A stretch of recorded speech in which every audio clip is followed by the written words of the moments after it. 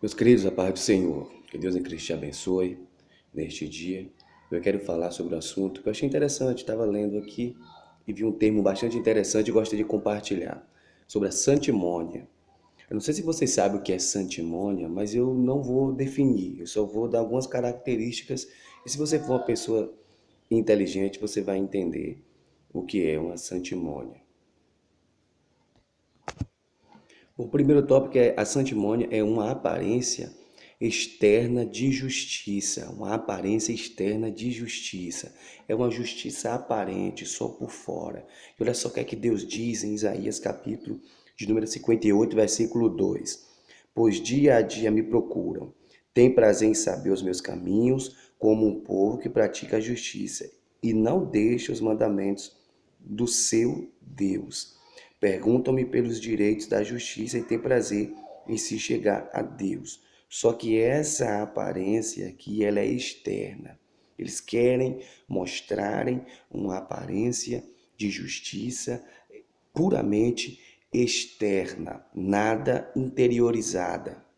Segundo, separação farisiática ou farisaica. O que é uma separação farisaica? Eu vou explicar. Isaías 65:5 diz: Afasta-te, não te aproximes de mim, pois sou mais santo do que tu. Estes são fumaça no meu nariz, um fogo que arde todo dia. Então, a separação farisática ou farisaica, ela é uma santidade falsa, uma santidade onde implica o não me toque, o não me julgue, ou não fale de mim, ou uma santidade fajuta em que a autopiedade ela é praticada. Nós vamos perceber que Jesus chama esses fariseus no Novo Testamento de sepulcros caiados. O que são sepulcros caiados? Que por fora tem aquela aparência, mas por dentro estão podres, estão religiosamente destruídos. E exatamente que a santimônia fala de uma falsa cerimônia de santidade, ou uma falsa santificação. E é isso que as duas características nos mostram.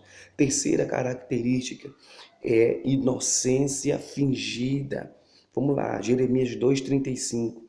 Ainda dizes: Eu estou inocente, certamente a sua ira se desviou de mim. Eu, porém, estarei em juízo contigo, porque dizes: Não pequei. Olha só, uma falsa inocência fingida, uma inocência fingida. Isso aqui é Deus dizendo para a nação através do profeta.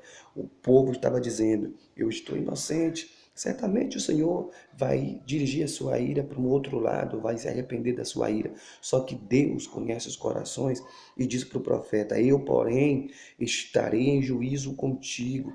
Cuidado com essa inocência fingida, cuidado com esse pecado premeditado. Você diz: Eu vou pecar, eu faço isso, mas Jesus me perdoa depois. Cuidado com isso, essa falsa cerimônia, esse cerimonialismo falso, esse cerimonialismo fajuto, esse cerimonialismo que não tem vida, esse cerimonialismo de aparência. Nós percebemos com o aqui a quarta característica que diz alarde da própria religiosidade. Olha o que diz Mateus 6:5. Quando orares, não sejas como os hipócritas, pois gostam de orar em pé nas sinagogas e nas esquinas das ruas para serem vistos pelos homens. Em verdade vos digo que já receberam a sua recompensa. O alarde da própria religiosidade, as pessoas que querem mostrar que são religiosos, pessoas que querem mostrar que oram, pessoas que querem mostrar que têm uma santidade, que mostram para as outras pessoas que eu tenho uma santidade, que vive dentro de um personagem que não é dele. Pessoas que vivem uma vida que não é sua, uma vida de aparência, uma vida de máscara, uma vida mascarada. Deus não se agrada dessa sua santimônia. dessa sua santidade cerimonial. Meu querido, entenda uma coisa, não viva de aparência.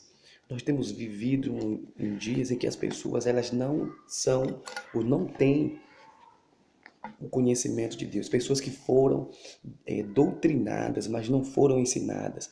Pessoas que vivem dentro de uma religiosidade tremenda. E quando eu falo dessa religiosidade, eu estou falando da religiosidade protestante.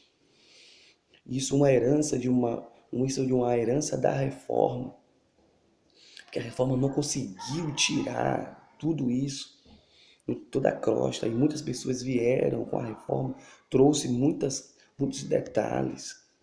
A questão da colonização do Brasil trouxe de volta os dogmas, os preceitos. E o que me chama a atenção é que os dogmas protestantes eles são colocados como uma regra de fé e não é.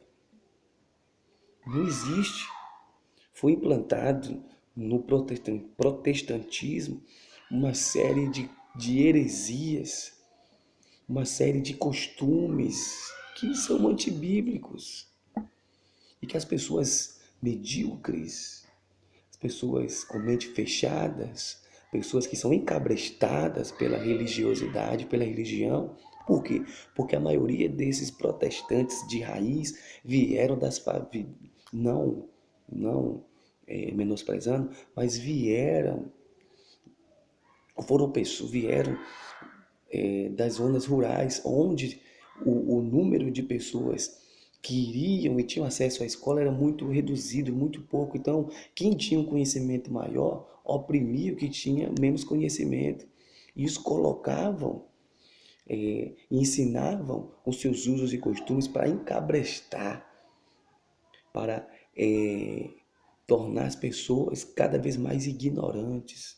Não ensinavam a palavra, as pessoas buscavam o poder e esqueciam o conhecimento, onde o crescimento espiritual ele é pesado por uma balança da graça e do conhecimento.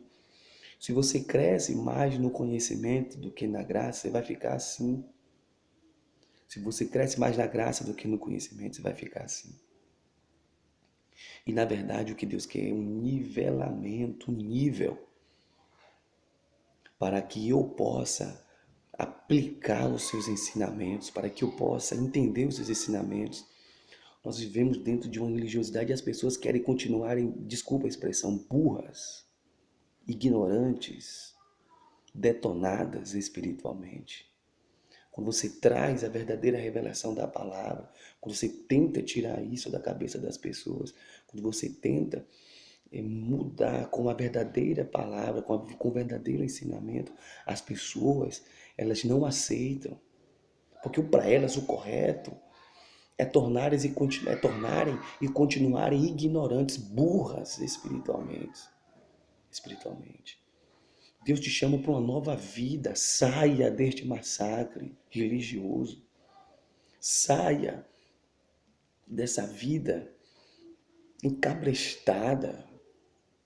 O evangelho não são usos e costumes. O evangelho, ele não é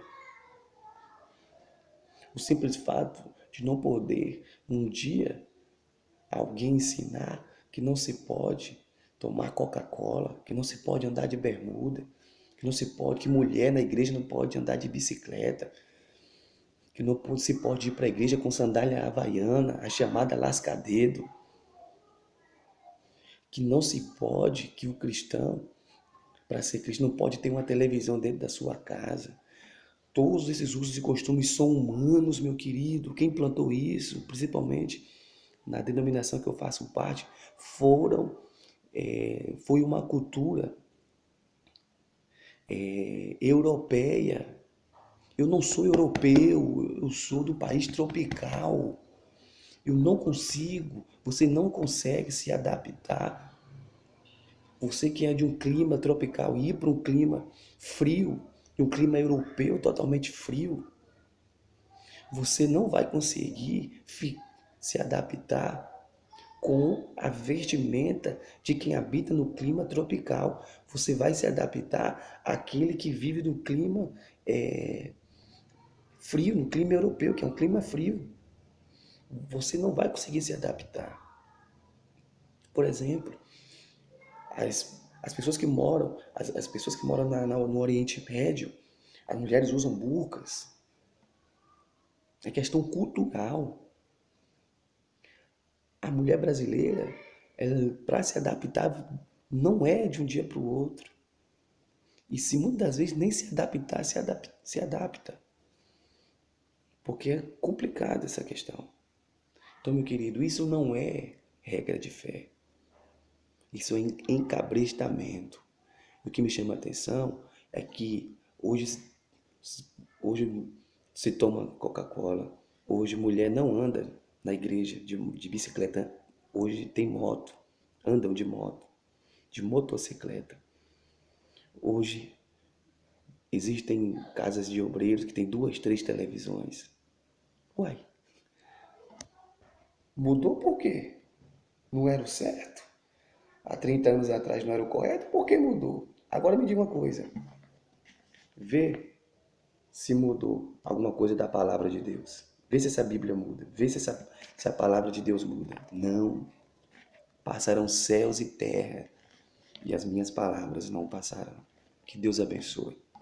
E se liberte, se liberte.